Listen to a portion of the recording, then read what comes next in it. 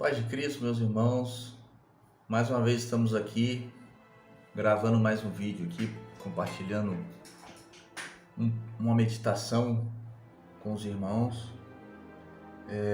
E essa é uma forma que eu vejo interessante para a gente aprender e a gente evoluir, crescer, né, na graça e no conhecimento, trocando experiência. A própria palavra nos orienta a exortar uns aos outros, consolar uns aos outros.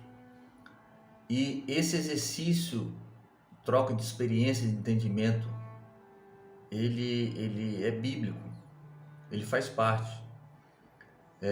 O próprio Paulo tem uma passagem em Atos que fala assim que Paulo disputava a palavra todos os sábados na sinagoga com os judeus. Disputar a palavra parece uma palavra pesada, né, para os nossos dias, mas na verdade essa disputa é um exercício de dialética, de troca de informação, onde Paulo ali defendia o evangelho pregado por Cristo, e ele era questionado ali diante dos judeus que tinham uma visão diferente na época, não aceitaram Cristo como Salvador, como Messias, e Paulo apresentava e disputava com eles ali esse entendimento. E esse processo de troca de informação é essencial para o crescimento, né? Paulo era tido como mestre e ele apresentava essas informações e as pessoas questionavam. E isso era o teor da palavra disputa. Eles disputavam a informação, o tema que ele estava defendendo, era contra-argumentado. O próprio Cristo era tido como mestre, ele não foi reconhecido como Messias, mas como mestre não tinha como falar que ele não era um mestre, porque desde os seus 12 anos de idade, a Bíblia fala que tem uma passagem que na festa da Páscoa vinham todos os povos ali da região a Jerusalém, e numa dessas festas a família de Jesus retorna para casa, no meio do caminho percebe que Cristo não estava entre eles, a caravana ali que estava voltando, e eles voltam. Quando eles voltam, encontram Jesus com 12 anos de idade, sentado com os mestres da época, debatendo sobre a Bíblia. Ou seja, isso era uma prática dos mestres, porque isso envolve o crescimento do conhecimento. Na verdade, a gente tem pouco disso, debate. Uma vez eu estava vendo um documentário que nas escolas de primeiro mundo, os países de primeiro mundo, existe uma disciplina escolar que é o debate. Desde o ensino fundamental ali, as crianças são orientadas a defenderem os seus pontos de vista. E aí o professor faz um exercício, cada um defende um ponto de vista de forma amigável, mas defendendo com seus argumentos. E aquele que tem maior argumento, ele vai defender melhor o seu ponto de vista. Na verdade, para um processo de crescimento é importantíssimo essa troca de informação. Nenhum processo de aprendizado unilateral ele vai permitir que se atinja o auge do conhecimento. Na verdade, a troca de experiências, a troca de informação é fundamental para que se cresça, né, no conhecimento de determinado assunto.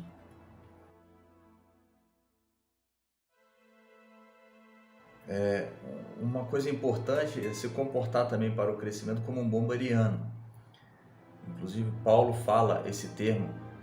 Ele estava pregando aos irmãos de Tessalônica e eles falam assim: vocês são nobres, mas os de Beré são mais nobres do que vocês. Por quê? Porque os bereanos, tudo que eu falo, eles vão, consultam a palavra para ter certeza que eu estou falando é verdade. Isso é um ensino importante também, porque se eu estou me baseando num conhecimento bíblico, eu tenho que estar sempre preso a ele, a essa leitura.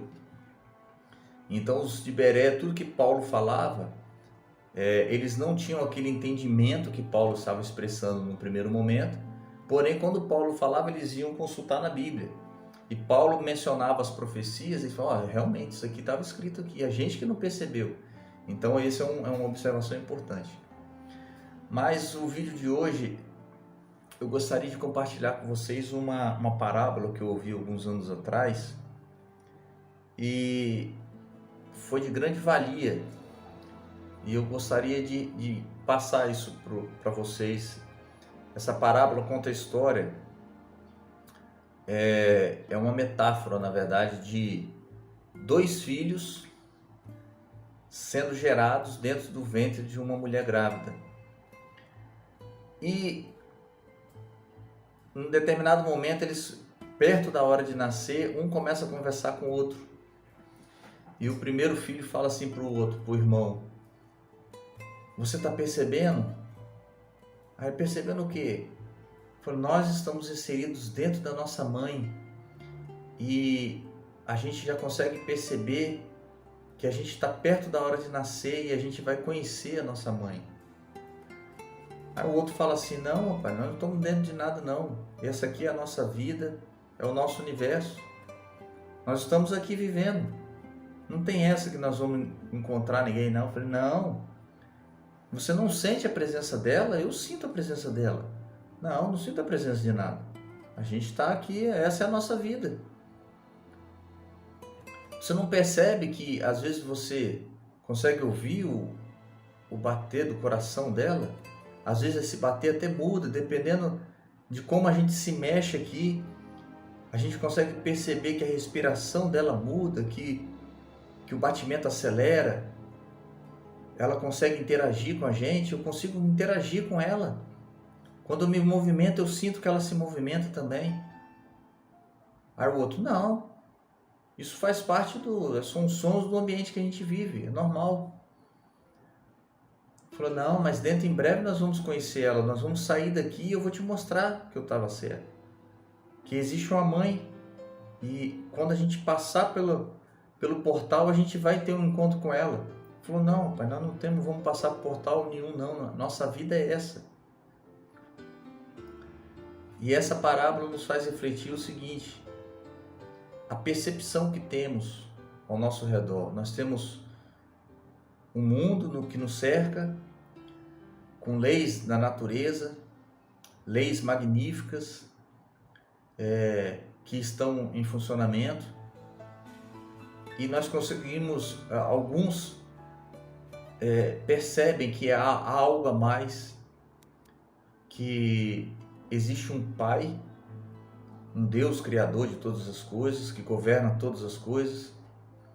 Existe um texto que fala assim, que um homem achou um relógio, e ele viu aquele relógio, uma peça magnífica de engenharia, e aquela peça expressava as fases do dia, as horas do dia. Mas ele, depois de algum tempo refletindo sobre aquele relógio que ele tinha achado, aquele mecanismo tão magnífico, ele falou assim, mas se existe um relógio, existe o relojoeiro que fez esse relógio. Então é uma percepção do nosso dia a dia, que às vezes uma pessoa percebe de um jeito e a outra pessoa não reflete, não medita e não acha que as coisas giram em torno dela, da sua vida, do seu ser. E o propósito é, às vezes, conseguir bens materiais, e isso já não faz sentido na sua origem, porque nós nascemos sem nada e voltamos sem nada. Então, se no meio do caminho o propósito é juntar coisas materiais, não faz o menor sentido. É lógico que eu vou buscar uma estabilidade, vou buscar um conforto, né? Isso não há nenhum demérito nisso. Todavia, não é um propósito em si, né? Não é uma busca de um conhecimento maior, isso.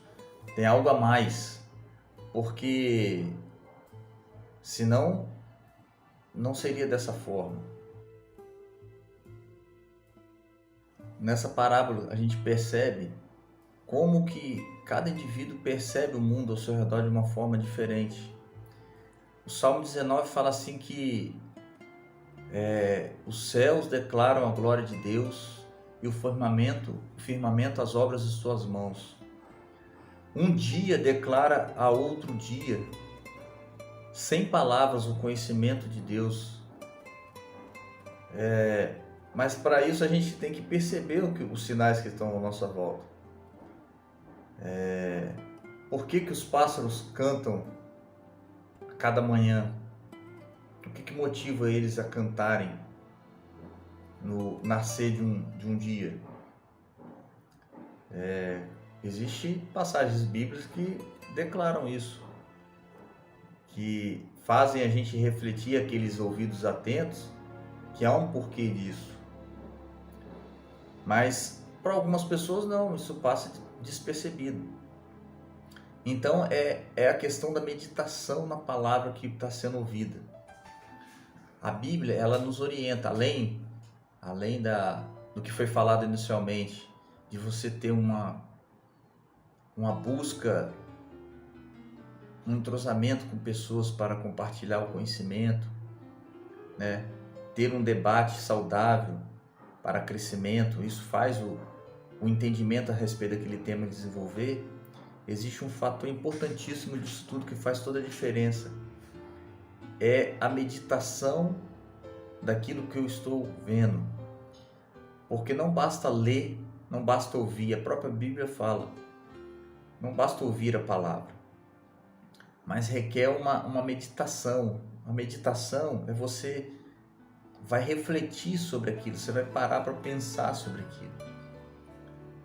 O Salmo 1 fala assim: bem-aventurado aquele que não se assenta na roda dos escarnecedores, não detém seu caminho com os ímpios, porém, antes tem seu prazer na lei do Senhor e nela medita de dia e de noite.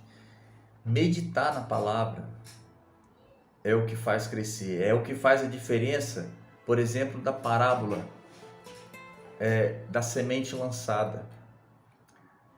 Ali tem vários níveis de conhecimento, vários níveis de percepção da palavra que está sendo ouvida. Então é colocado, feito uma analogia, como aquele que lança uma semente.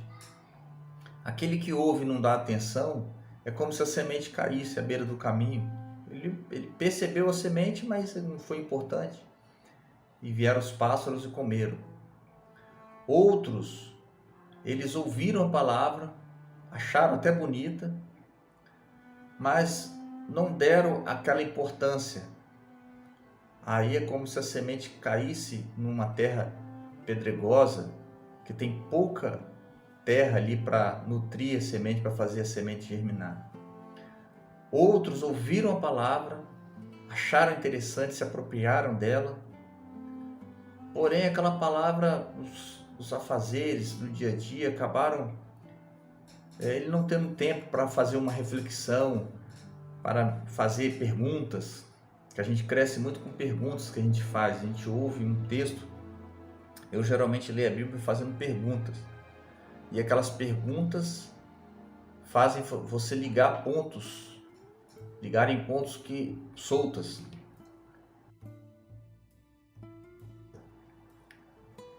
A pergunta te faz pensar.